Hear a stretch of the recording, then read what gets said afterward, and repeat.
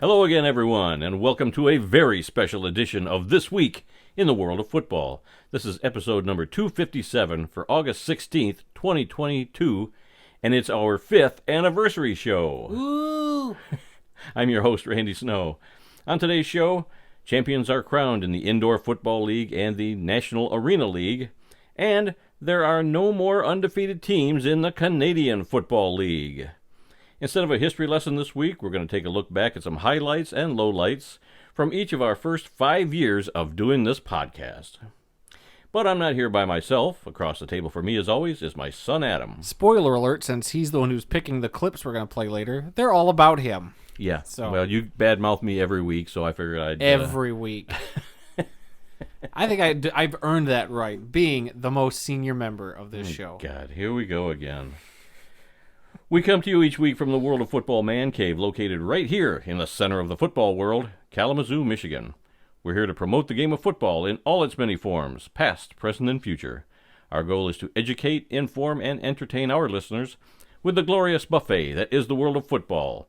All this while keeping a close eye on the rich history of the game. Thanks for checking out our podcast. We'd love to get your feedback on one of our many platforms: Apple Podcasts, SoundCloud, Stitcher, TuneIn, Spotify, iHeartRadio, and YouTube, where we post the entire audio portion of this show, as well as other selected videos. So let's begin today's show with Adam and the World of Football scoreboard. That's right. We're going to start things off in Canada this week as the Canadian Football League enters finishes their 10th week of the season. Yeah. And what an exciting weekend this ended up being. A couple of really good games. A couple of really good games and a couple of shocking results. Let's start with Thursday night, which saw the Montreal Alouettes defeat the undefeated Winnipeg Blue Bombers 20-17 in overtime. This is a rematch from last week, and as you all might remember, we did make note that Montreal hung with them till about the fourth quarter there. Yep. And but Montreal was able to, Winnipeg was able to pull out the victory. This time around, very similar story, as the game was tied 7-7 going into halftime, and then 17-17 at the end of regulation. After Winnipeg kicker Mark Leggio missed a 32-yard field goal as time expired there to send it into OT. That highlight was everywhere on Twitter and social media. Oh my God! It was such an easy chip shot, but I hit the upright and bounced back in the field. Yep. And then in overtime, it was Montreal kicker David Cote that connected on a 43-yard field goal on the Alouettes' possession. But on the Blue Bombers' overtime possession, Leggio's 37-yard field goal hit the upright, sending Winnipeg into the losing column for the first time this season. These were some really fun highlights, I'm not going to lie. Oh, yeah. Yeah, I guess the Canadian rules are kind of like college, where each team gets a possession. Yeah. And I think they have a maximum of two possessions for each team, and then it goes down as a tie. But, the first possession they kicked the field goal, and then the other one they missed it. So hey, kudos to Montreal. They've been a scrappy team this year. They haven't gotten as many victories. We'll talk about their standings later, but they've been close a few times. They played some teams tough, but then they kind of just fall apart. Yeah, kind of like Edmonton. They play well for 3 quarters. They just somehow they can't finish it out sometimes. I mean, Edmonton looks like they could barely get off the bus sometimes. So no offense, Edmonton. I'm sorry. All right, moving on. Then Friday night, we had another rematch from last week. This time, though, the Hamilton Tiger Cats got the better of the Toronto Argonauts in this one, 34-27. Hamilton trailed 21-14 at halftime, but the game ended up being tied 24 apiece with about 4 minutes left.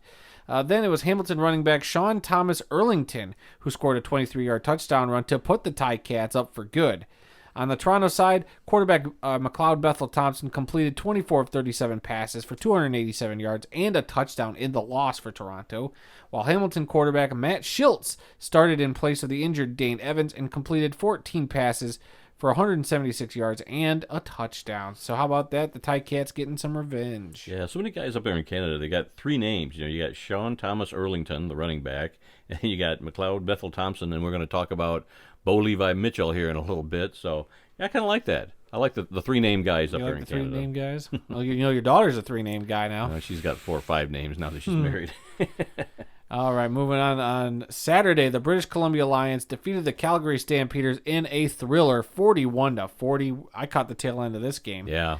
These were the best highlights of the week, in your opinion? In my opinion, yeah. I watched about the 3 quarters of this game. Yeah, I watched the end of the game. But with the first completion of the game, Calgary quarterback Bo Levi Mitchell passed Henry Burris to become the Stampeders' all-time leader in passing yards. So a quick congratulations to him. Yep. Good for him. British Columbia was trailing 30-18 going into the half, and then 33-21 at the end of the third quarter. British Columbia ended up fighting their way back into the game and trailed 33-31 with about 7 minutes left in the game. But that's when Calgary running back Peyton Logan returned the ensuing kickoff 99 yards for a touchdown. But in the end, it was a 25-yard field goal with 5 seconds left on the clock by British Columbia kicker Sean White that won the game for the Lions. What an exciting ending. There was so many points scored in the last 5-6 minutes of that game. Oh, my gosh. What an exciting ending. And BC trailed the entire game. They only took the lead when they kicked the game-winning field goal at the end of the game. They trailed the entire game. Yeah, because you were we were talking because I jumped in late about what was going on in the game, and you said they returned this kick for a touchdown, right? And that kind of made it look like, oh well, there goes. They took the steam right out of them. Yeah, here they worked their way back. They're within 2 points. Yeah, all of a sudden they kick off, and boy, that guy ran it back 99 yards, and that just took the wind out of their sails. But they hung in there momentarily. They hung in there. Yep, they hung in there, and then at the end of the game, behind quarterback Nathan Rourke, who is fastly become one of my favorite quarterbacks in the Canadian Football League. He completed 39 of 52 passes for 488 yards. When's the last time we talked about a CFL quarterback throwing for almost 500 yards? Yeah, he had a chance to go over 500 too in that game. Wow. He threw 2 touchdowns and 2 interceptions, and one of those interceptions was returned for a touchdown by Calgary. The 488 yards is a new personal record for Rourke in a game. He even bested his game from last week, which I think he had like 470-something yards.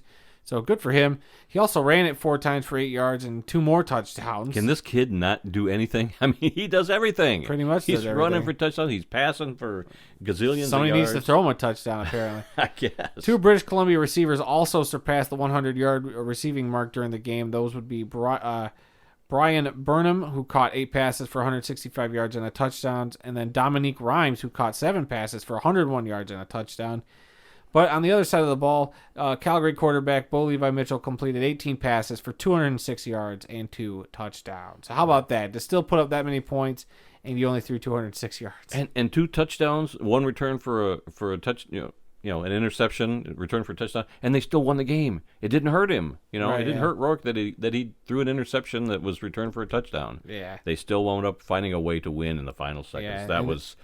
Yeah, those are the highlights of the week. That was an awesome game. It seemed like a great game. Like I said, when I started watching though in the fourth quarter, it was fantastic watching them claw back and get that. So, very impressive. Yeah, a great game by both teams. I'm sorry somebody had to lose that one, but I'm happy for young Rourke there. He's just in his second year as a quarterback for BC, and man, he's just awesome this year. We're going to see him late in the postseason. I think. I'm sure. Because to me, Calgary and British Columbia have been the second and third best team, kind of jumping back and forth right behind Winnipeg. But now with Winnipeg finally getting a loss, any of these teams now I think could legitimately be threats to win the title. So that West, as usual, has got all the good teams. All the good teams.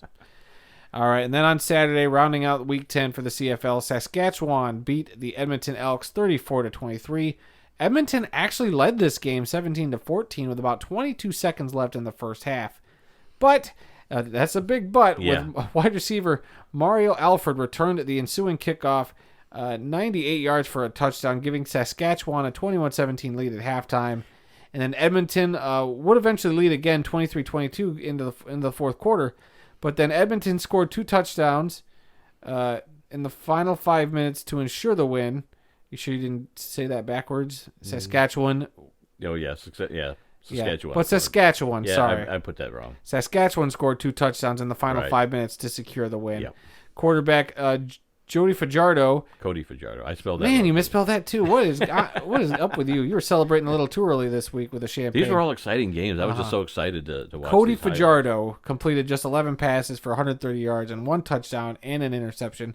He also ran the ball 8 times for 51 yards and 2 touchdowns. On the other side of the ball, Edmonton quarterback Taylor Cornelius completed 13 passes for 209 yards. He also ran the ball 7 times for 86 yards and 2 touchdowns. Yeah, those quarterbacks up in Canada, they don't just pass. They can run too. And I've seen many times when a quarterback will have 40, 50, 60 yards rushing and score a touchdown or two also. But yeah, you see a pattern going here. Edmonton catches up to them, and then immediately the wind gets taken out of their sails by a guy returning a kick. What was in this case 98 yards for a touchdown. So yeah, same story in both games, but Saskatchewan came out on top in this one. Yeah, and then on bye this week, the Ottawa Red Blacks, who apparently have 2 teams in the league. I'll talk about that in a second. They will be hosting the Edmonton Elks next week. No, so I was looking at the Twitter on the CFL Twitter. Okay. And they every week, they release their power rankings. And let me just run through their power rankings going into next week. Okay. Number 1 power ranked team in the CFL, the Blue Bombers. Number 2, the British Columbia Lions. Number 3, the Calgary Stampeders. Number 4, the Saskatchewan Roughriders. Number 5, the Toronto Argonauts. Number 6, the Hamilton Tiger Cats. Number 7, the Ottawa Red Blacks. Number 8, the Edmonton Elks. And number 9, the Ottawa Red Blacks. Ottawa Red Blacks. They put them in there twice. The Montreal Alouettes totally left out. Oh.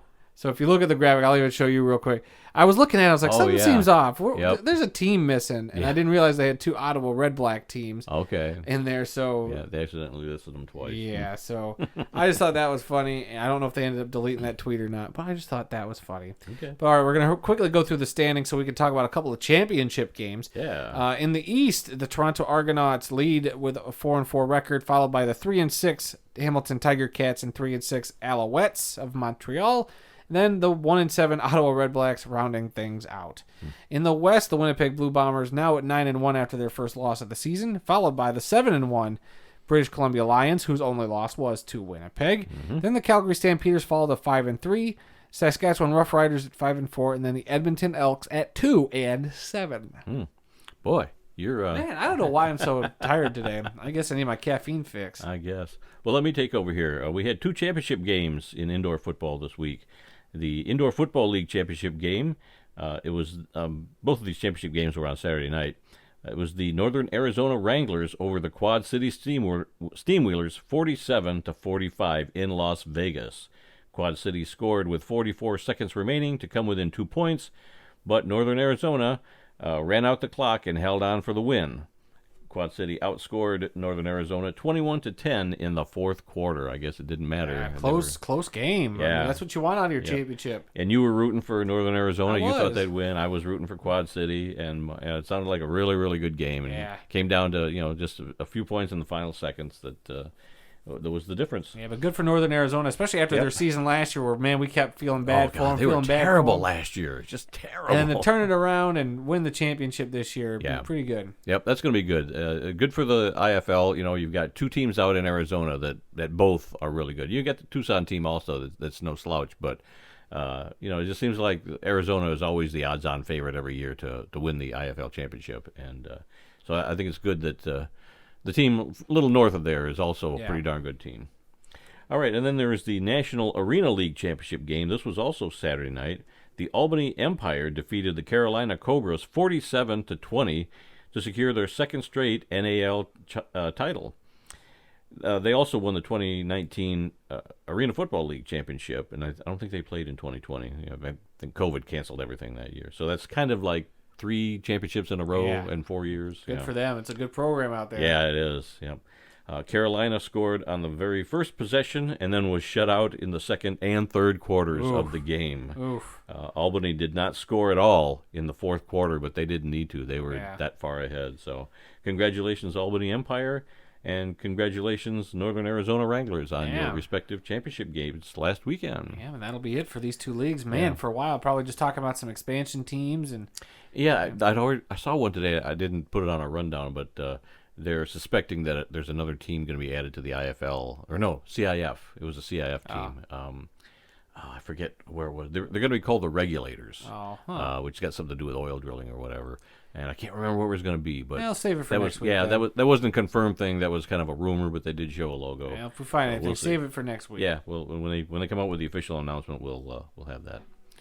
All right, turning to some NFL news. Lions rookie wide receiver Jameson Williams will wear the number 9 this season if he ever gets out on the field. He's injured right now. But in order to do that, he sought and received permission from Matthew Stafford to wear his old number. Which is interesting because, Stafford's not a part of the Lions anymore. Right. Yep. So why should he need to get Matt Stafford's permission? Well, I think it was nice that he at least reached out to him and I said, agree. I think it was classy. Hey, man, you were number 9 in Detroit for so long. Right. The fans love you still. Can I take your number? And I don't think Stafford would have turned him down anyway. No, I don't think Stafford would have either. He would have said, hey, man, you go, you make it your number or whatever. To me, this only reinforced, I hope Williams does great in this number. Then someday we can retire 2 guys under the number 9 because I think Stafford would get it retired someday. Lem Barney, Billy Sims, and Barry Sanders all wore 20, and nobody's ever going to wear that one again. But I'll never say never. I would bet you they'd bring that out of retirement. Well, in 30, 40 years, maybe, years. when a whole generation doesn't even know who Barry Sanders was. Oh, well. That'll happen. Lions fans will never forget. No, of course not. Of course not. But in some other NFL news, the Lions did lose their Hold on. No, game. time out. We don't talk about preseason here. Nope, that's against the rules. Yes, but how they lost was terrible. They I had don't that care. game all game I don't care. long. We'll talk about it on Hard Knocks tomorrow. Or during our Hard Knocks video, because you even made the rule. We only talk about the first preseason game, which is the Hall of Fame game. Right. We do no preseason football because you know what? Preseason football does not matter. How a team wins or loses does not matter. So I'm going to veto this right now. We are not talking about even the Lions preseason game here. Nope, this is a safe space from that talk. Fine. I'll buy that. We'll talk about that tomorrow. But they lost their game That, with Atlanta 27-24. Yeah, blah. All right, there was some college news that came out in the last few days. LSU quarterback Miles Brennan, who is going to be a 6th-year senior, Good Lord, is walking away from football after supposedly being told that he will not be the starter this coming season. He has an NIL deal with several different companies. Smoothie King is one of them. I can't remember all the other ones. But he will get to keep all of his money he received, even though he has not played a single down since he signed his NIL agreement, or agreements, plural. NIL deals cannot be tied to on-field performance, and most of his deals were signed before the start of the 2021 season. He did a few more this year, but yeah, he was kind of injured, and they're looking to go in a different direction. But yeah, so he's going to be keeping everything he got from those NIL deals, name, image, and likeness, which are valued somewheres around $327,000. not a bad chunk of change there for a kid who's not going to be playing any football anymore. Yep. Unfortunate that that's how it had to come to it, but hey, kid got paid. That's all that matters. Whether or not you agree with, he didn't really do anything to earn it. Well, you know what? Well, companies want to throw their money away. Yeah, if you want to throw your money at these kids, go for it. Go for it, but know that this is the consequence. If they And I wouldn't be surprised if we see more of this. Oh, I got my 1.2. I'm sure there could be something that could be taken to court. I'm sure, but I got my 1.2 mil. Why should I even play another down of football ever again? I should be set for a while. So especially if you're a guy who might not even have NFL hopes someday. Like if you're just like, I'll be a decent college player, and that's all I'll amount to football wise. Well, they say that they can't connect these NIL deals to on-field performance. Right. They can't say, well, if you throw so many touchdowns this year, we're going to give you this. That's like a pro contract with incentives. So it's just we want your name, image, and likeness to do commercials for our products, and that's all you can do. But it seems like somebody could sue him over not living out the length of his contract. I don't know if these things are year by year, or if they say this is good till you. Till the end of your whatever year or whatever. I don't know how these are set up. Yeah. But I would just think that eventually somebody's going to, whether it's him, take him to court, or at least say, we would like some of that money back because we thought you were going to be there this season. The commercials that we made for us aren't any good anymore because you're not with the team, so we can't use it. So we're out. I'm sure there'll be some sort of repercussion. He probably, and it's got to be within the contract too. So. Yeah. Something protecting the company in case something like this happens. If not, hey, you don't get what you deserve. You get what you negotiate. And if that's what was negotiated for these contracts, sorry, kid gets to keep that money. Well, I think this is going to be a lesson learned for all these other places that want to have the NIL deals. Right, NIL deals with these college players. So, yeah, we'll see if things change over the course of the next few years, if some of these companies are going to get smart and go, oh, really got screwed on that last one. I guess we're going to have to do something different for the next one, or we're not going to offer them as much money, whatever. Yeah. We'll see if this changes things up. And then something else that came out just a little while ago, the college football national championship game is returning to Atlanta in January of 2025. It was last played in Atlanta in January of 2018, so they're already, saying that they're going to return to Atlanta. I think that's pretty good. That's a pretty nice stadium down there, right in the heart of SEC country. So I guess they're assuming that an SEC team is going to be in it, and regardless, they're going to be on the national stage. So Right. I don't know. That'll probably that will be on a Monday night. So the Chick-fil-A's in the stadium will be open for a Monday night game. I'm just glad they're not having it on a Sunday. And then what about Miami being a host to the College Football National Championship game in 2026? That's something. I hadn't heard that one. That was part of that whole thing. That's why I'm looking at your rundown. I'm like, why wasn't this brought up? Well, it was a big long article. I took what I wanted out of the first two paragraphs, and I didn't even read the rest. That's how it works around here. So let's see. We just had the national championship at Lucas Oil Stadium this past season. So then in 2023, it'll be at SoFi Stadium. 2024 will be at NRG Stadium in Houston. Okay. Then we're going to go to Atlanta, like you were just mentioned, the Mercedes-Benz Stadium there. Okay. And then in 2026, we'll be at Hard Rock Stadium in Miami for the national championship. Okay. So, yeah, so good stuff there. Yeah. Okay. All right, that's it for the college news. Eli's Places premiered last week. Yeah, how's that going? It was pretty good. Episode 1 came out on ESPN Plus, and he featured Tim Tebow on his show. And they talked about his career, his college career, his NFL career, and they were at the stadium there at the University of Florida, and they were walking by this building, or they're standing outside of a building, and I guess the way the story goes is that during their national championship run with him, they lost a game. It came to like a 4th and 1, and he did a quarterback sneak. He didn't make it. They lost the game. They were expecting to go undefeated that whole season, but they lost that one game. And after that game, he made an apology speech at a podium, in press conference or whatever. And he made this apology speech. And they actually have that whole speech that he made. It's not real long, but they put it on a placard outside of one of the buildings at the school. Word for word what he said. I'm sorry. I'm not going to let this happen again. I feel like I've let everybody down, blah, blah, blah, all this stuff.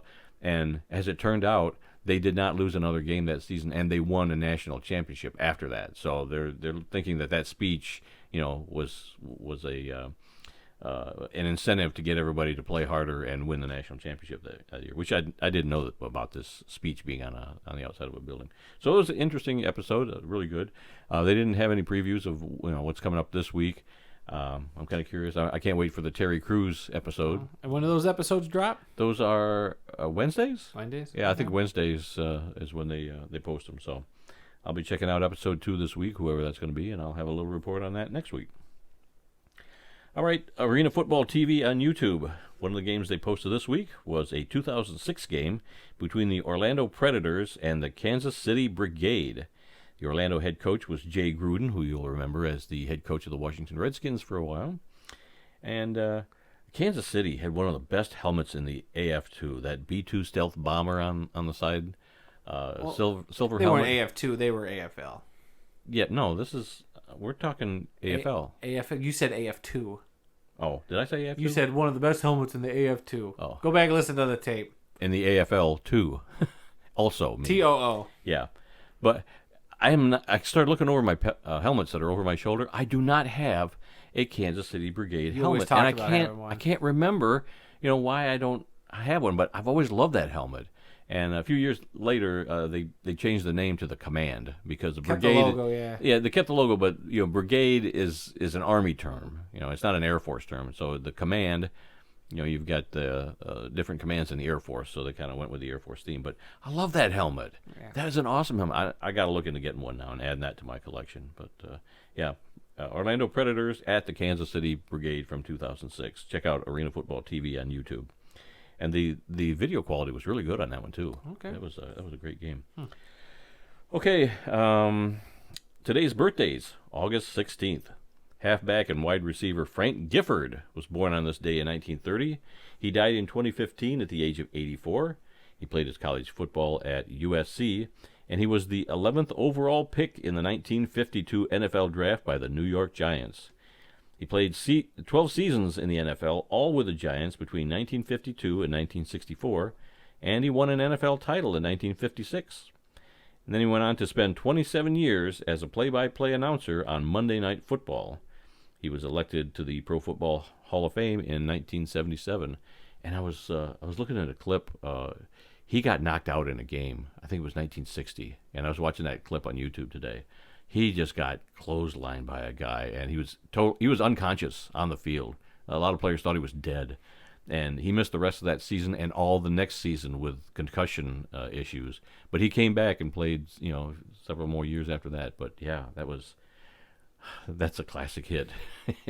It's an old black and white clip too. So, man, that was awesome. Well, awesomely bad, I guess. Let's see. Other birthdays today. Coach Amos Alonzo Stag, born on this date in 1862. He died in 1965 at the age of 102. He played college football at Yale and then went on to coach at the University of Chicago for 41 years from 1982 to 1932, and that's not right. I bet it was 1892. I bet that's what it is. From 1892 to 1932, he coached at the University of Chicago and won 2 national championships. He also coached at the College of the Pacific from 1933 to 1946.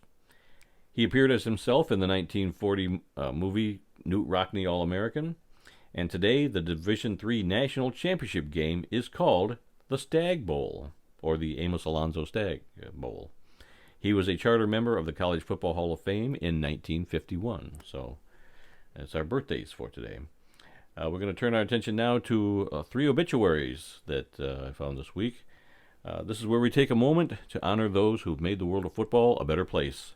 The first obituary is that of Jimmy Burson, a defensive back in the NFL for 6 seasons. He has passed away at the age of 81. Burson played college football at Auburn and was selected in the 11th round of the 1963 NFL Draft by the St. Louis Cardinals. He was also selected in the 8th round of the 1963 AFL Draft by the Houston Oilers. Burson signed with the Cardinals and played in St. Louis from 1963 to 1967. He finished his playing career with the Atlanta Falcons in 1968. Our second obituary is that of Charlie Brandon, a defensive lineman in the CFL for 8 seasons, has passed away at the age of 78. Brandon played college football at Division II's Shaw University in Raleigh, North Carolina. He then signed with the Winnipeg Blue Bombers in 1967 and played briefly for the team that season. He then played for the Norfolk Neptunes of the Semi-Pro Continental Football League from 1967 to 1969. Brandon returned to the CFL in 1972, this time, however, with the Ottawa Rough Riders. He played 7 seasons in Ottawa from 1972 to 1978, winning 2 Grey Cup championships in 1973 and 1976. He was named the MVP of that 1973 Grey Cup game and was a member of the Ottawa defensive unit that went by the nickname Capital Punishment. That's an awesome You gotta love nickname. a defense or a group of players on a field that have a great nickname. I mean, that's up there with Legion of Boom and some of the other great names we've had in football history. But you know why they were called Capital Punishment? Because they brought the punishment? Because they were playing in the capital city of Ottawa. Oh, that's where they get makes the sense. capital punishment from. Clever Canadians. I never heard of that until I was reading about his obituary What a today. great name. I gotta add that. You gotta come up with a list of great unit nicknames. Yeah. That could be misconstrued, but or pro football defensive unit nicknames or any football related nicknames, Capital Punishment would be on that list. Start making it up. There's your history lesson. I've always said that a lot of these old players that are passing away in their 80s and 90s, they had such great nicknames. Boom boom and just whatever. Players today don't have that many nicknames, and if they do, they're crappy. It's usually like just smushing a couple of initials together, like AB3 or AB13 or TB12. Right. Like no. Like I'm trying to think of like some of the last legit great NFL nicknames other than Megatron. Like that was a good one. I can't think of anybody. actually Tyreek Hill, currently going by, like, they call him the Cheetah. I kind of like that, Cheetah. So he might be the only current player really with a great nickname, the Cheetah. But man, it's hard to come by. It's hard, and you can't just force a nickname. You got to earn a nickname. Right. But yeah, like Wahoo McDaniels, you know.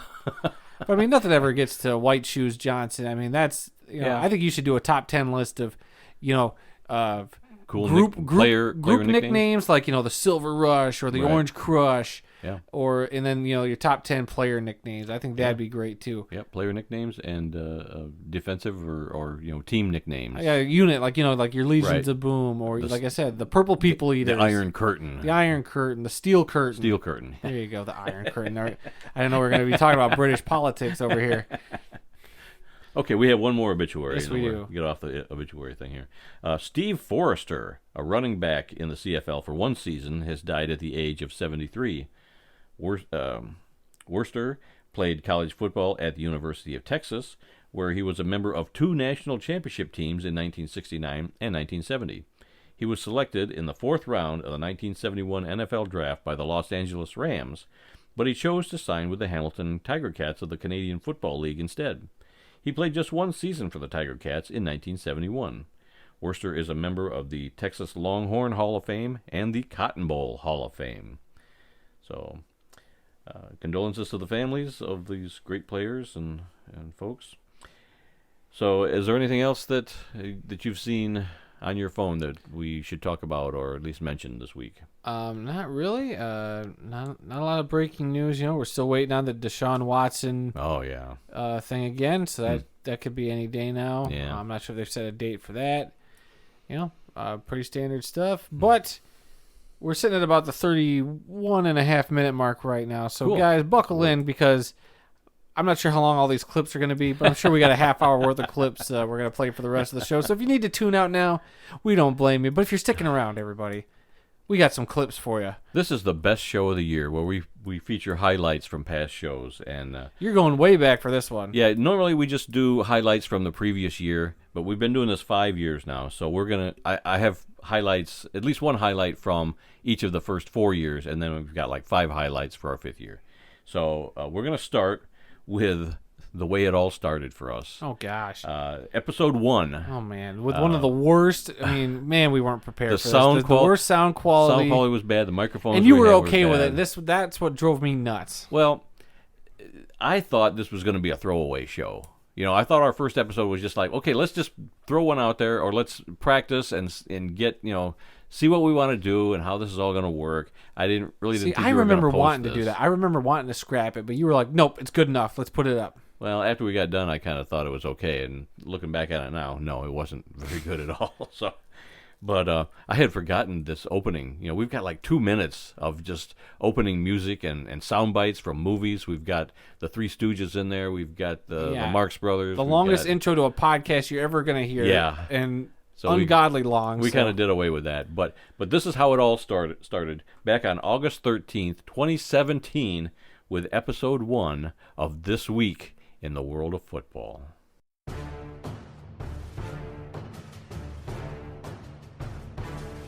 Hello? You play to win the game. Hey, what do we do when we get the ball? Why, Appleheads, all you gotta do when you get the ball is go that way. Go that way. Al Bundy, do you know what a hero you are to me? I presume you're referring to my 4 touchdowns in one game? Personal foul. I'll pick this up. On number 99 of the defense, after he tackled the quarterback, he's giving them business down there at the 15-yard penalty. Hey, look out there. You want to get hurt? We're going to throw a forward pass. Signal. 1872 forward pass, team assault. Eeny, meeny, miny, mo, ready or not, here we go. Hey.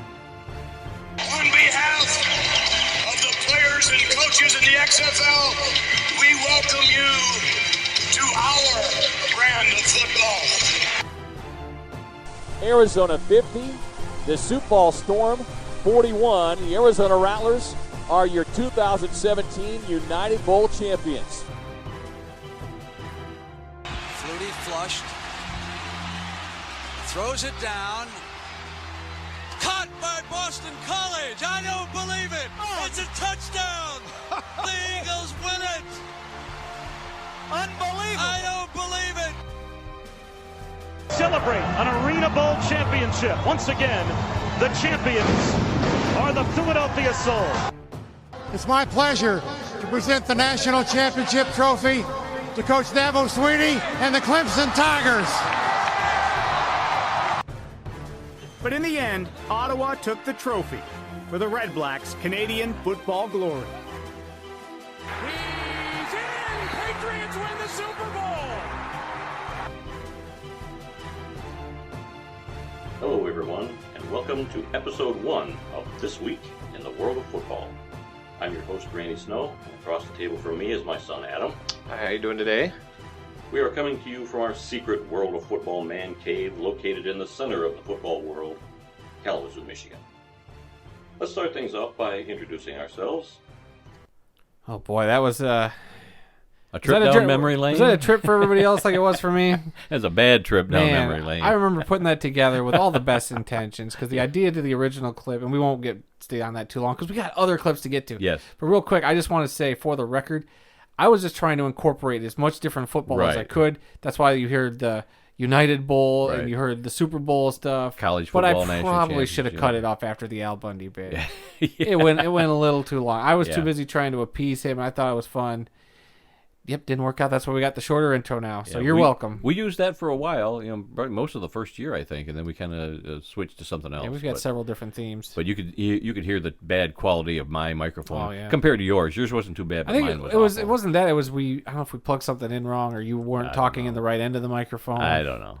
We got it figured out. Look, listen how we are now compared to that. What's next? All right, here's a clip from season 2.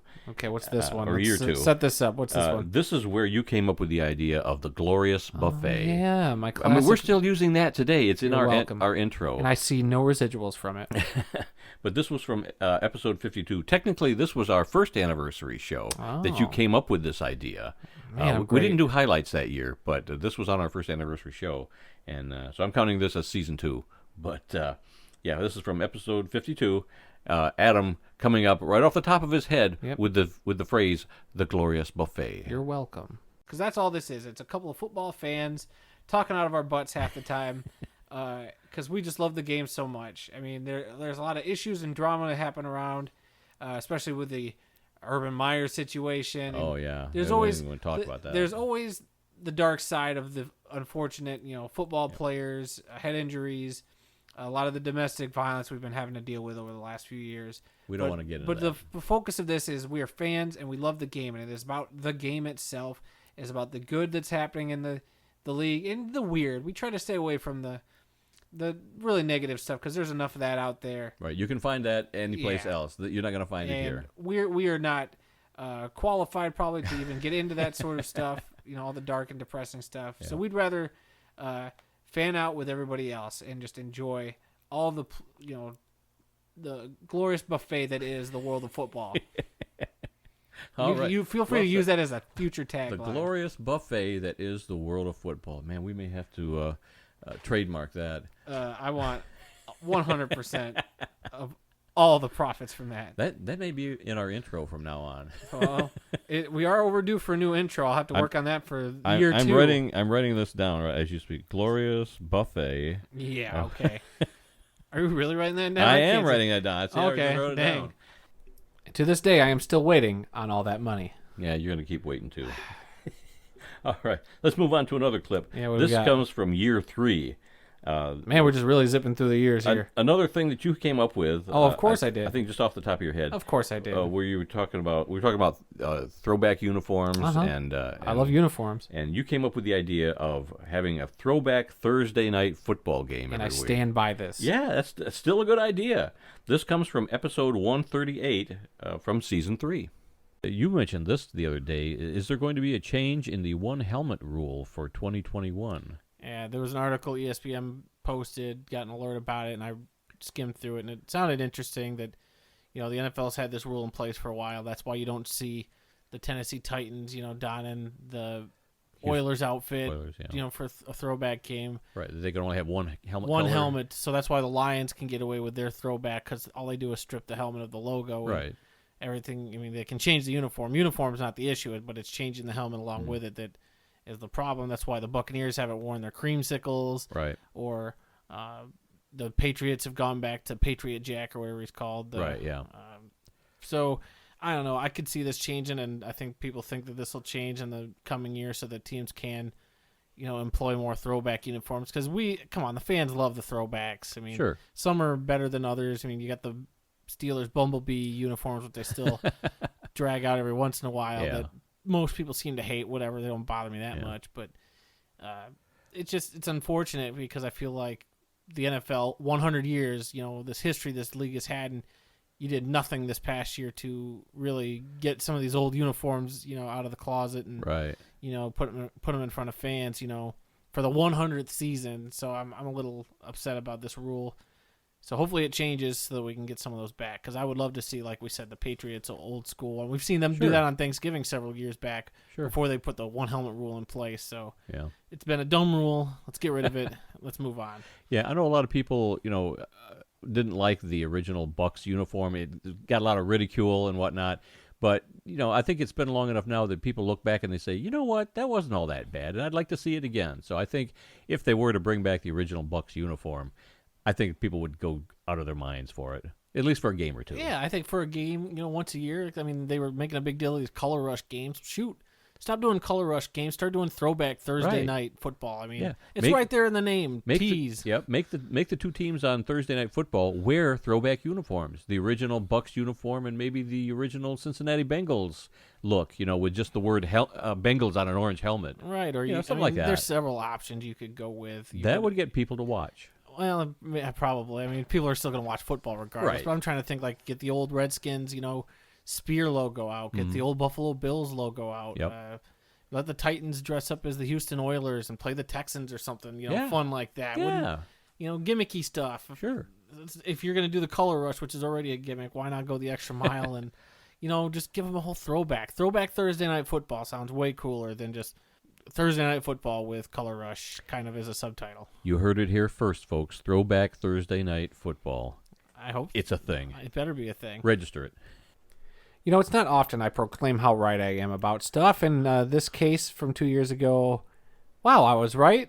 And here we are in a day and age where they finally abolished the one helmet rule, and we have teams getting ready to wear their throwbacks. All we're missing is and I'm telling you, NFL, a Thursday night throwback would be perfect. Yeah. Get rid of the color rush stuff. I stand by this. Now you're allowing teams to do this, we can start setting this up for the future. You telling me you don't want to tune in Thursday night football and watch the Tampa Bay Buccaneers in those creamsicle uniforms go up against the New England Patriots in the Patriot Jack uniform? Come on now. Yeah, that'd be awesome. It'd be great. That would be awesome. All right, let's move on to a clip from year 4. Okay, what's this one? This is where we talked about discovering that our TV did the picture-in-picture thing. Oh yeah, your TV, your new big. We could big have two TV. equally sized screens on our TV with 2 different games, and we could flip back between the 2 of them. It was like magic, and it was just awesome. So here's our talk about the picture-in-picture television option from episode 162. Some other scores. Number 14, Texas defeated UTEP 59-3. Oof. Number 18, North Carolina over Syracuse 31-6. Louisiana upset number 23, Iowa State 31-14. Now this was one we had. We just figured out that your TV does split screen. So we had magically figured out that, oh my God, we could watch 2. You're telling me. Like, the moment you told me that your TV had this feature, I looked at you and I said, so you're telling me we could literally watch 2 football games at one time? We just upgraded. It's not so much our TV, but it's our satellite system. Yeah. We just upgraded our equipment a month ago or so, and this was the first opportunity. I knew there was a picture-in-picture option. And the fact that you hadn't said anything to me till just like Saturday. Well, I played around with it a little Friday bit. night. I couldn't quite figure it out on my own, and I didn't want to go to the manual. Because that's right. We used it Friday night during the University of Miami game because we were also watching NBA basketball. But then we finally figured out you could put two equally sized screens side by side, and you by hitting one button you could flip between the 2 of them. So you took a while to figure out how to set one up on recall. Oh, but when we got it figured out, yeah, now it's it was magic. It was just magic, and so we were like a couple of girls at a slumber party talking about the boys we liked, but instead it was talking about, oh my God, we could watch CFL football at the same time as NFL football. So imagine me and Randy doing this while we're painting each other's nails and we got caught in between our toes. And technically, we could have 3 games going. You could have, because then you could have one on recall. Yeah, you'd have 2 on the screen, and one of the 2 you can recall a 3rd game. Yeah. So you can go back and forth, and if you see something that's on one as opposed to the other that you like, you can go right to it. Which is what we did, because we were watching one game and not a lot was happening, but then you looked at the other screen real quick and something's about something's going on, and then you hurry up and you flip over, because just flipping the screens just changes the audio. I mean, the 2 games are still on there. You're just flipping their position on the screen, but then now the one on the left side is where you're getting your audio from exclusively. Right. So, we were having fun dealing with that, and then it was weird when we turned the 2 games off and went to the straight up Notre Dame game, and the TV was all filled again. We're like, oh my God, it was so huge. Big. My God, I can see the pores on Brian Kelly's face. Also, you might want to write down for your yearly podcast. Hey, that was good. My slumber party analogy was really good. You roll your eyes now, but you know you're going to save that. I will, because you're telling me to. Slumber party. Yeah, let's see. We're about, we'll say 33 minutes in. Yeah, 33 minutes in. Yeah, thank you. Save that. Jeez. This whole bit was gold. Oh, God. You're so welcome. We're like a couple of schoolgirls. And with the NFL regular season almost upon us again this year, it'll be great to be able to have an NFL game and a CFL game on at the same time in your picture-in-picture when I'm over to watch a game. Yeah, and just for the record, we've never painted each other's toes during a football game. For the record, he's a liar, and we have painted each other's toes. Shut up. All right, we're going to move on to some clips from this past year 5 of our podcast. And we're going to start out with a clip here that was at the very tail end of our show. I mean, this was the last 30 seconds or however long this clip is, the last part of the show, and you were trying to make me feel bad because I didn't know who a lot of these rap artists were. I think maybe we had talked about the folks that were going to be performing at the Super Bowl. Oh yeah, and so you were running down a list of all the names of these different rappers that you were familiar with, and I'd never heard of half of them. So this was our talk about rappers. Okay, once again we're doing our weekly NFL picks, but this year they are available exclusively on our YouTube channel. So look for them every Thursday throughout the NFL season. You skipped over my line where I said, please subscribe, rate, review, let us know what you think, I thought you were done. Please come be a part of the football and Halloween conversation. Well, I kind of shut you out when you started insulting me, so I just figured I'm going to do my thing. Man, grow some thick skin. Good Lord, you're a big baby over there. And remember, folks, some people may love football more than we do. Hard to believe. But nobody loves more football than we do. North of the border, south of the border, inside the border, all around the town. We love it all. Join us again next week when we'll review all the happenings in and around the world of football. Until then, I'm Randy Snow. And I'm currently Googling people to help Randy kind of punch up his script writing. So we'll see how that goes next week. So maybe you're going to show me some more rap artists that I might not be aware of. Are you familiar with Will I Am? Yes. Or Fergie? Yes. I guess she's not a rapper. Lil Dicky. Are you familiar with Lil Dicky? No. ASAP Rocky? No. Trying to think of some other ones. I know Blueprint. Who else do I like? Now you're just making words up. That's not true. Nicki Minaj, great rapper. Megan Thee Stallion. Yeah, I've heard the name. Iggy Azalea. Mm-hmm. What other rappers do I like? Probably too many to list for this show. You're probably wanting to wrap this up, aren't you? The only rappers I like are the ones around a double cheeseburger. All right, we'll see you all next week. Wow, you're actually funny. You're funny when you want to be. Thank you. Oh, God. Do we end it there? It's not often on this podcast that you surprise me and you actually make me laugh, and that might be your best one. Ain't gonna lie, that might be your best one. And that just makes me hungry for cheeseburgers. Yeah. You running out for burgers now? We may have to go for cheeseburgers after this. Yes. Please. What's next? Okay. And what episode was that from? That was from episode 217. 217. Thanks. That was Man, what episode are we on? 257. Oh my God, that was 40 episodes ago? Yeah. Dang. Did I just do math right? I think I did math right. It's from this past year. So anyway, we have another clip where we were talking about, was he a running back? Dearness Johnson? Yeah, Dearness Johnson, yeah. That great Thursday night game he had with the Browns. Okay. Yeah. Okay. Well, this is our discussion of Dearness Johnson from episode 220. Let's review what happened this past week, and we begin with the World of Football scoreboard. That's right. We're going to kick things off with Thursday night football, which saw the Denver Broncos traveling to Cleveland to play the Browns. And I don't know if anybody else watched this game besides me, but that opening drive by Cleveland was pretty awesome. It was a really quick first drive. Mm-hmm. And the name that everybody was talking about that night, and I might be mispronouncing his first name, but Dearnest or Durnest, I'm not sure exactly how they ended up pronouncing it. I think it's Dearnest. Dearnest Johnson, who had the most rushing yards by an undrafted player in their first start with 146 yards rushing. This dude, just out of nowhere, just in his first start ever, looking like, he's been a star running back for ages.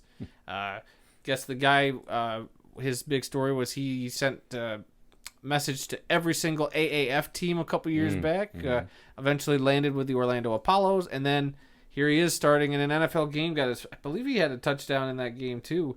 So yeah, heck of a game for him. And Cleveland ends up getting the win 17-14. And of course, Baker Mayfield not at the helm this week. Backup Case Keenum filling in for the Browns there. So I understand that they're going to have a documentary about this player next year when he shows up to training camp, and it's going to be called Dearnest Goes to Camp. Boo. Boo this man. Boo this man. Wow. Is that what you were thinking the whole time I was talking? Oh, my God. You're not funny. I thought about funny. this the other night when I saw Dearnest Johnson. I thought, Dearnest goes to Can. How can I work that into the podcast? Dearnest scared stupid. Dearnest goes to jail. Dearnest goes to the Army. Yeah, joins the Army. All the Ernest. Yeah, we get it. You're an Ernest fan, so am I. But come on. I love that. Ernest. Was bad. That was bad. Okay, now this clip is the complete opposite of the one before, where you come up with something incredibly funny out of nowhere, and then this one where you just aren't that funny, and I'm just ashamed to be in the same room as you. This was podcast gold. I don't know what you're talking about. I think we have viewers or listeners that would beg to differ, but alas, we're really running out of tape this week. What else we got? All right, we got 2 more to go. From season 5, this is from episode 232. And this is, how we hate these way too early predictions every year. Yeah. As soon as the college season's over with, they start coming out with these predictions. Who's going to win it next year? Who's going to win the Heisman? I want to know who's going to the nose picker Cheez-It Bowl, 364 days in advance of it happening. Yeah, that's what I want to know. So these things are stupid, but everybody comes out with them. So I figured I would come up with my own way too early prediction, and this is what I came up with. I made a prediction. We went to the Hall of Fame. Remember when we went to the Hall of Fame?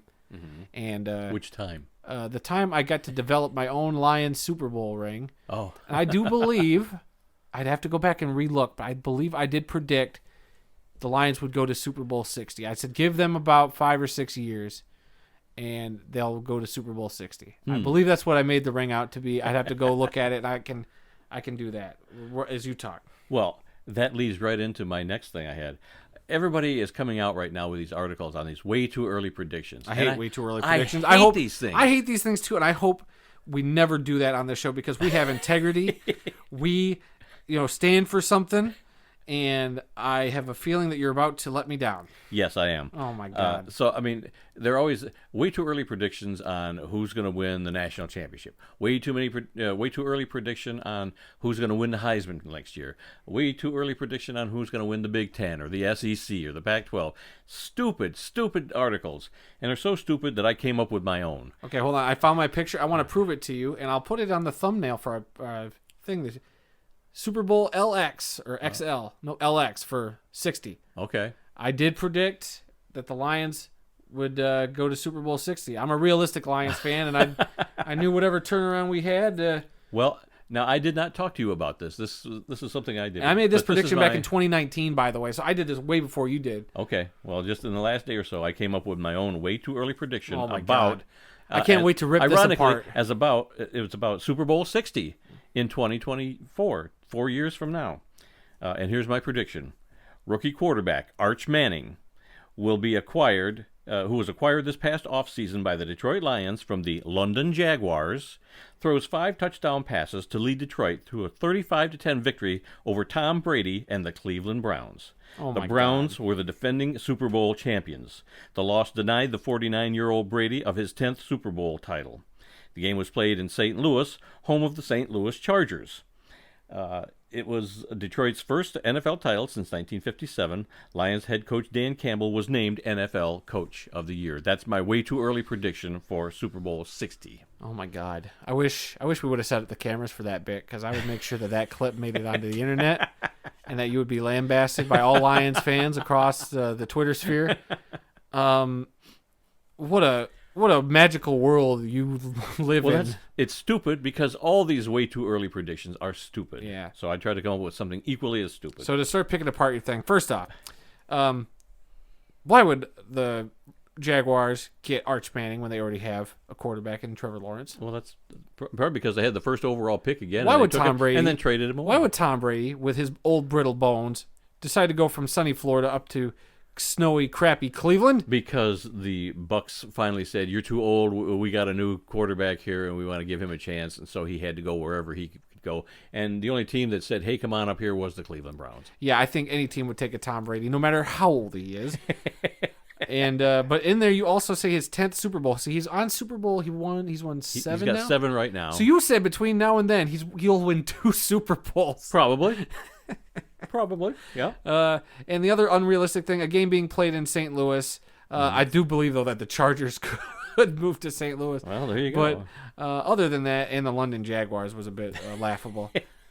But yeah, this sounded just as moronic as half the crap I hear from ESPN. So congratulations. I think they could give you a job. Ah, thank you. You know, with the way the Deshaun Watson stuff's going right now, your stupid Tom Brady prediction might actually come true.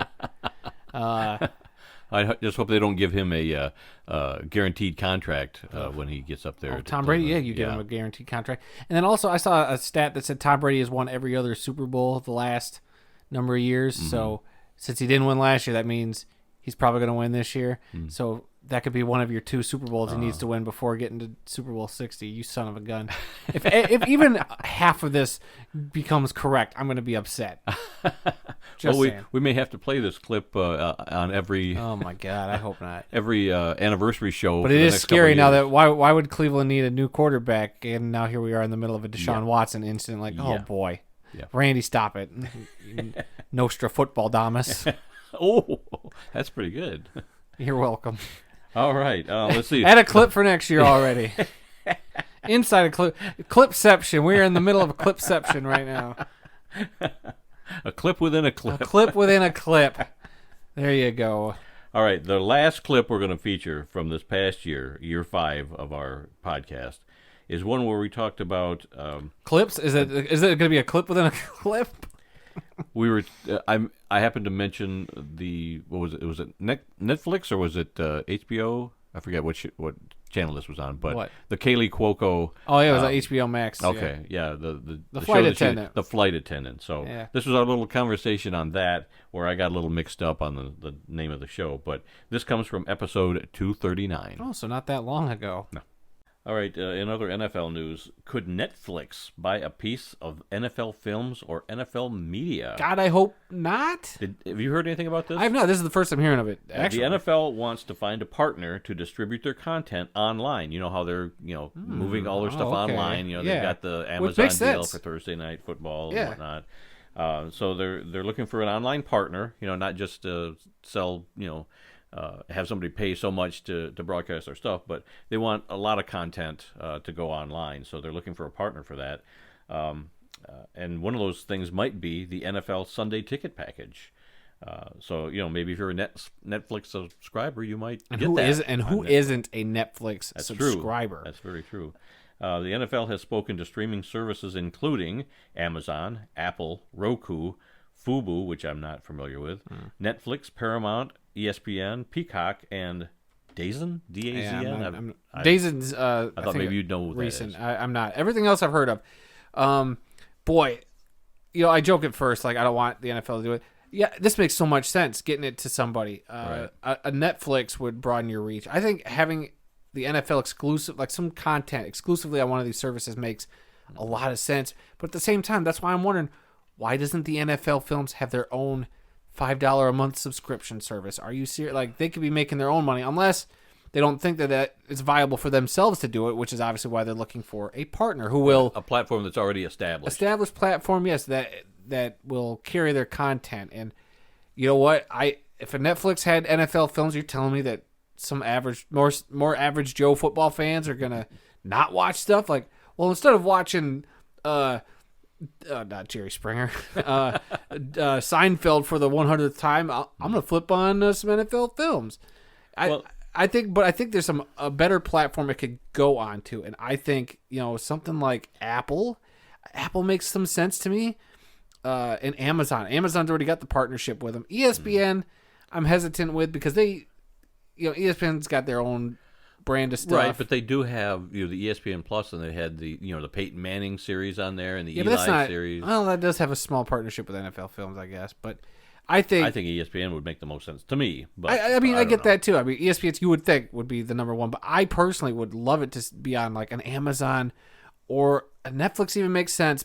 While I think Apple would be the better service, Netflix and Amazon make the most sense because I think more people have that. More people have Amazon Prime, and that gives them the streaming service as well. And there's great stuff on Amazon, which I don't think a lot of people know about. And then Netflix, obviously, the biggest streaming service in the world. Right. So. Well, I guess it just depends on what exactly they want their partner to distribute. Is it distributing all the old school stuff like that we occasionally catch on the NFL Network, or is it going to be some new stuff? Is it like a new branch of the NFL film stuff? Yeah, I don't know. So that's where this will get interesting. Yeah, depending on what they want in a partner, what they're going to offer their partner to put out there to people. I guess that will determine. So once we get who the partner is and what kind of content we can be expecting, then I guess we could more properly assess what exactly or if this is a good deal at all, which I'm sure will be. The NFL is a big name brand. Yeah, you're putting it on a big name streaming service, probably. I can't see you going to Roku or some more like streaming services that are still kind of up and coming, like Peacock and Paramount, which are still kind of building up. The other ones are a little more established. DAZN I've never heard of. I've kind of heard of them, so I think they're fairly new. But Fubo, I'm going to rule out too. So, but when they first went with Amazon, for like Thursday Night Football, I think that's basically all they've ever had. Well, they got that, and then they had that one series. They followed the Eagles one season, the Panthers another, All or Nothing. Yeah, and then they did that series for a couple of years. But even at that, I thought it was so weird to have Amazon, as a partner, because I really didn't think that Amazon was that big of a name. To me, Netflix would be the biggest name out there. No, you don't know. It's always not about the name either. It's about what service will service your content the best. And while Netflix, it's got a lot of content, I think it might even get lost in the scope of that. I think an Amazon or an Apple are your two best bets. I wouldn't be upset with a Netflix, but I think just branding wise, and I think showcasing NFL better would be those two services, or ESPN. ESPN's kind of a foregone conclusion because they already got so much sports content. But if somebody like Netflix gets involved, then maybe you could watch some NFL film stuff while you're waiting for the next season of The Mandalorian to come out. Okay, hold on. You do know that Mandalorian is on Disney Plus and not on Netflix, whatever. Right? They're all the same. Well, how about a better analogy would have been waiting for the next season of Stranger Things on Netflix. Yeah, I do like there that. You go. Season 4 coming this year, guys. What about the Stewardess? What platform was that on? Stewardess? Yeah. Wow, what year is it? 1974? Come on, the one with Kaylee Cuoco that was. Yeah, that's called The Flight Attendant, not the flight Stewardess. Wow, everybody, you still call him Stewardess? Man, you're a God. I know I joke I haven't about flown in a while, so clearly you haven't. Clearly, the last time Randy took a flight was 1974. God. Yeah, I flew to Woodstock. Yeah, okay. I can't even believe that. But no, if you go to Woodstock, you go in a van with a big tie-dye bumper on, well, not bumper, what is that? The thing that goes over the wheel on the back of your van. Oh yeah, the spare tire. Yeah, color. you put a big tie-dye colored peace sign on that, and then you drive that way. You don't fly to Woodstock. Come on, Randy. Do they even have an airport near there? I have no idea, but all I know is this bit better end up in the clip show or whatever. Mark it down. The best of at the end of the the year. The best of at the end. You know that. Come on. The stewardess. Come on, Randy. God, I've never been simultaneously disappointed in you and ashamed. Shame and disappointment all around over here as he writes down, add to best of show, LOL. All right, we've talked this to death. Let's move on to something else. I'm just upset that we talked about that crappy show. Well, I mean, it won some Emmys, I guess, I think. Or at least it got nominated for a bunch of stuff. Whatever. It just didn't work for us. But we haven't even brought up one time that on Tuesdays after this show, what do? We sit down and watch Only Murders in the Building together. One of our favorite shows. I look forward to finishing this crap fest up just to go listen or watch Only Murders in the Building. Steve Martin Short, Selena Gomez. They are so good together. The two old guys that are speaking in terms that she can't understand, and vice versa. Yeah, She's talking the young hip slang or whatever, and they have no idea. Can we hurry up and wrap this up so I can watch it now? Like I'm getting fed up. It's so good. But yes, a lot of our clips that we do, we know they're going to be good, so we make a note of them for the end of the year, like you heard in this last clip.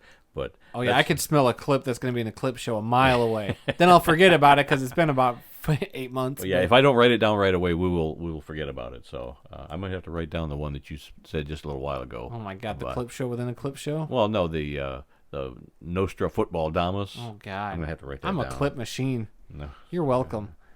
You're so welcome that these clip shows happen because of my brilliance and buffoonery half the time. Oh, your buffoonery. And maybe that could be a weekly thing or a semi-weekly thing where we do predictions on what's going to happen. I'm going to tell you right now, you can stop trying to make shows happen that nobody wants. All right. Well, those are our clips. From and that's what our weekly pick segment's for. Yeah. So let's move on to upcoming events calendar tonight. HBO's Hard Knocks I thought you were episode going to say 2. Only Murders in the Building. I was like, yes. And yeah, before that happens, we're going to watch Only Murders in the Building. But yeah, Hard Knocks episode 2 tonight at 10 o'clock. We will be watching that tomorrow, and then we will be recording a video on our thoughts of episode 2. You can check out last week's episode 1 out there. We got many views on that one already. We appreciate it. So, yeah, that's great. By our standards, it was a good. What do we have? 6, 7? Well, yeah, 7 views. I mean, we appreciate all 7 of you. 4 more, and we can have a starting offense. That's right. Okay, let's see. Saturday, August 27th is Week 0 in college football.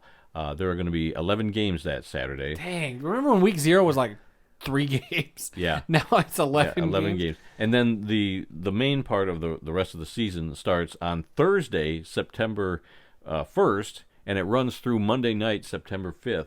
But on Thursday the 1st, Week 1 in college football begins with 16 games night. On a Thursday night. I don't know if they start during the day. I didn't really look at times. But that weekend is gonna end with a Monday night game with number 4 Clemson taking on the powerful Georgia Tech. I say that because I think they're an FCS team. And then Georgia Tech? Nah. Well, Virginia Tech is a big one, but I think... Georgia Tech? Oh, I'm thinking Georgia State. I'm sorry. I was going to say Georgia Tech is where Calvin Johnson went. I was thinking Come on, man. I was thinking Georgia State. Wow, this guy. This guy doesn't know his football at all. Why has he been hosting a show for 5 years? Good Lord. That won't be on next year's clip show. And then Thursday, September 8th, the NFL regular season begins with the Buffalo Bills traveling to play the Los Angeles Rams. Believe it or not, that game is only 23 days away from today. Which means that's 23 days away from my weekend vacation because... Nobody cares. I care. I finally get a vacation after a little bit. And that's our 5th anniversary Good show, Lord. folks. Hope you enjoyed it as much as we enjoyed putting it together. Looking back at a lot of these clips that we've done. We put it together. I put it together. Good. Well, I saved all the clips and then you put them in to the show. Yeah. All right. Anything else before we wrap up 5 seasons? I'm not. And we begin year 6 next week. Oh my gosh, we begin year 6, huh? Well, I did want to say that the 5th anniversary is supposed to be the Wood anniversary. I didn't get you anything. I didn't get you anything either. So, but we're sitting at a couple of wooden tables, so I guess I wouldn't even say that. I don't think they're real wood. Imitation wood tables. Whatever. Well, this is an imitation relationship, so congratulations. Well, that's all the time we've got for this week. If you learned something during this podcast about the incredible amount of diversity that exists in the world of football, then we've done our job. Visit our website at theworldoffootball.com for news, links, upcoming events, videos, and more. Our email address is info@theworldoffootball.com. If you'd like to reach the show, hit that info@theworldoffootball.com to tell everybody here on staff that you want this show canceled because 5 years is too much. Anyway, we're still figuring out what we're doing. Yeah, we're still figuring out after 5 years. You can like The World of Football on Facebook at TWOF Kalamazoo. You can also follow our Twitter account, which is at TWOF Kalamazoo. New episodes of this very podcast are posted on Tuesdays and are available on SoundCloud, Apple Podcasts, Stitcher, TuneIn, Spotify, iHeartRadio, and we post the full audio version of the show on YouTube. That'll go up a little later, around the same time the audio feed gets posted to all those different platforms. Our YouTube channel is The World of Football Kalamazoo. As we mentioned, we're doing another Hard Knocks video for tomorrow, so if you haven't seen last week's, I recommend going to check it out. I think we have a nice little discussion there. I think this week's won't be as all over the place. I haven't seen a whole lot of clips from this week. Oh, I've seen some clips. I'm very excited for this week. I know maybe Barry Sanders might show up. One or two. I've seen Barry Sanders might show up. Yeah, I did see that. I'm wondering what might get cut because there was another great bit of some of the coaches in the running back room. So I won't say much more than that. I'm excited. We'll see what MCDC and the Detroit Lions brings to the table. But yeah, so be on the lookout for that video tomorrow. Subscribe, rate, review. Let us know what you guys think. Any comments are fun. We like interacting with people and what you guys think about that episode. So come be a part of the football conversation. And remember, folks, some people may love football more than we do, but nobody, and I mean nobody, loves more football than we do. Until next time, I'm Randy Snow. And you know what? I just want to say, after 5 years of doing this with you, I'm still the senior member of this show, and I have one more episode under my belt than you, and I'm going to rub it in your face every time I get a chance. That won't last too long. We'll see you all next week.